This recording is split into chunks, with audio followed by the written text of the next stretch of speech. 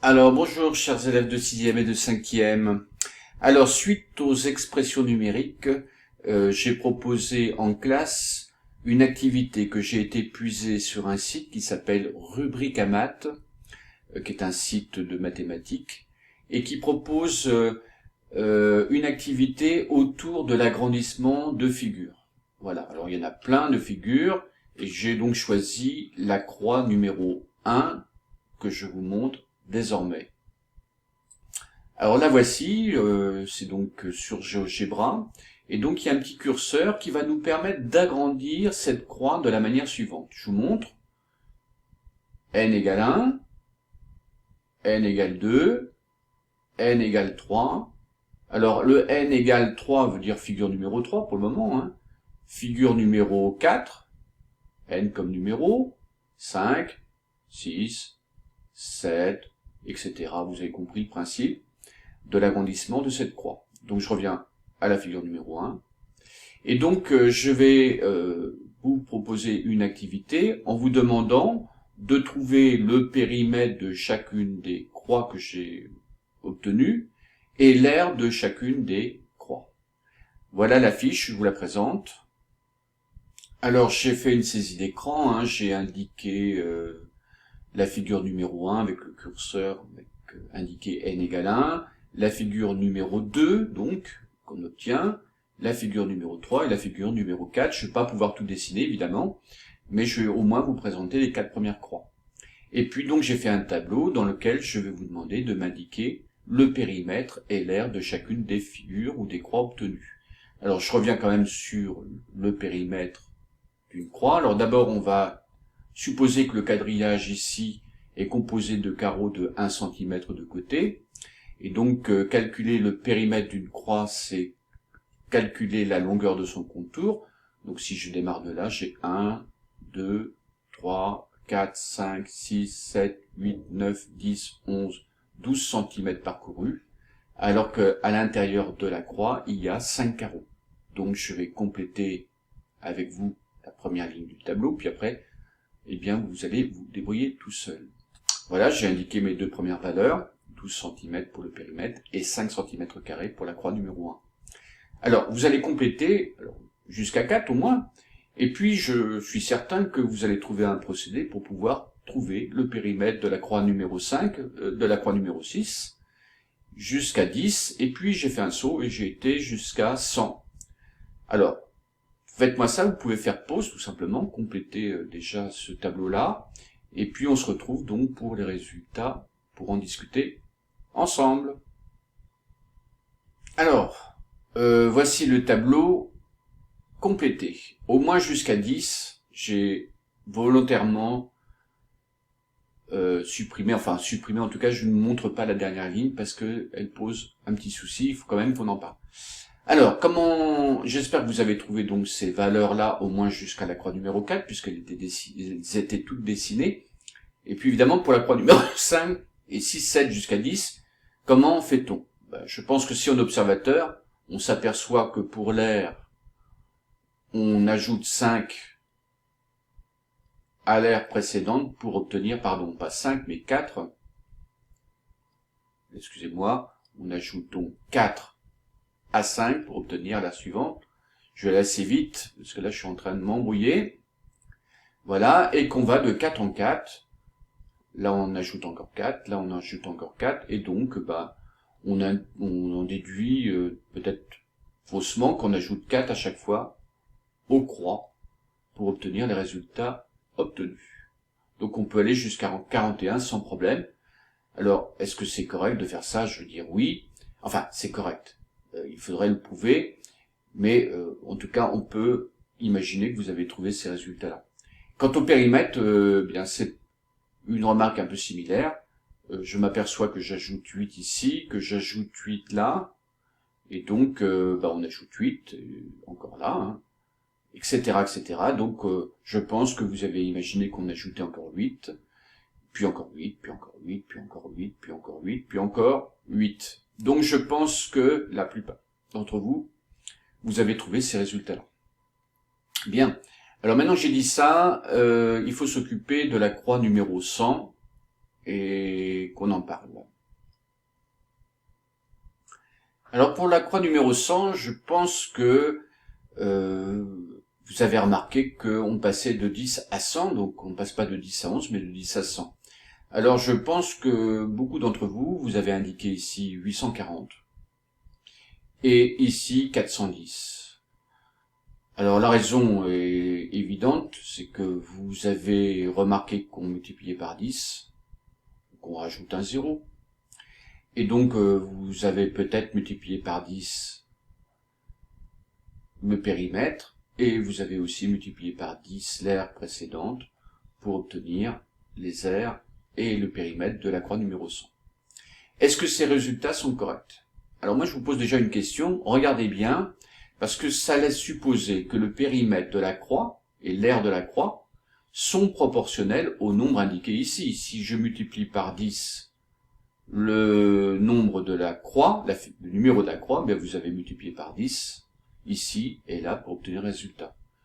Alors, je vous mets un petit peu la puce à l'oreille. Là, j'ai 10 et j'ai 4. Ici, j'ai doublé, là, pour passer de 4 à 2. Est-ce que j'ai doublé le périmètre pour obtenir le résultat de la croix numéro 4 en partant de la croix numéro 2? Si j'avais fait ça, j'aurais obtenu 40. Et ici, j'obtiens que 36. De la même manière, ici, si j'avais multiplié 9 par 2, j'aurais obtenu 18 et pas 17. Donc là, je pense qu'il va falloir quand même se méfier. Alors maintenant, essayons de voir comment on peut y arriver et voir si ces résultats-là sont véritablement corrects ou incorrects. Je reviens sur les croix et on regarde ça de nouveau. Alors je vais m'intéresser aux deux croix les plus grandes que j'ai dessinées, la croix numéro 3 et la croix numéro 4. Je vais même prendre la plus grande et je vais m'intéresser d'abord aux aires. Qu'est-ce qu'on fait? Est-ce qu'on les compte un par un, les carreaux qui se trouvent à l'intérieur, ou est-ce qu'il y a une façon plus efficace de les compter? Alors, on s'aperçoit que dans chacune des croix, on peut compter un peu de la même manière. D'abord, il y a toujours une croix, il y a une case centrale, un carré central, qui est toujours là, quelle que soit la croix. Ce qui les différencie finalement, c'est la hauteur des barres ici de chacune des croix. Ici, dans cette barre-là, alors quand je parle de la barre, c'est cette barre qui va de là à là, je m'aperçois que j'ai 4 carreaux. Évidemment, si j'ai 4 carreaux dans cette barre-là, j'ai aussi 4 là et 4 là. Ici, j'en aurai que 3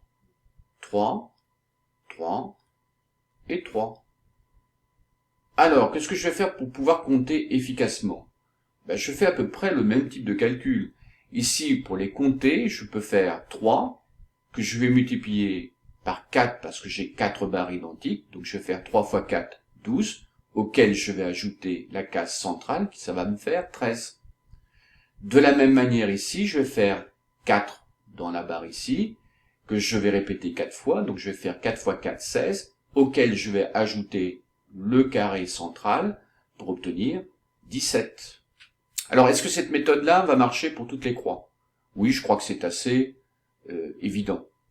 Alors, est-ce qu'on peut en profiter pour trouver l'aire de la croix numéro 100? 100, ça voudrait dire que, au lieu d'avoir 4 carreaux dans cette barre-là, j'en ai 100. Donc, qu'est-ce que je vais faire? Je vais faire la même chose, je vais dire, il y a 100 carreaux dans cette barre-là, que je vais répéter 4 fois, donc je vais obtenir 4 fois 100, 400, et il me restera toujours cette case centrale, ce carré central, ce qui me fera 401. Ce qui veut dire que l'aire de la croix numéro 100, c'est égal à 401 carreaux. Alors désormais, je vais m'occuper aussi du périmètre. Est-ce qu'il y a un moyen efficace de calculer le périmètre de chacune des croix? Alors le périmètre, c'est déjà trouver une longueur. Moi, je vais chercher cette longueur-là. Elle correspond à quoi? À 1, 2, 3, 4 cm. Donc c'est le même nombre 4, mais avec deux fonctions différentes. Le 4 en rouge compte le nombre de cases à l'intérieur de la barre. Ici, je suis en train de mesurer la longueur ou la hauteur du rectangle en question. Alors, ce segment de 4, je vais le retrouver une fois ici, une deuxième fois là, une troisième fois là, c'est horrible.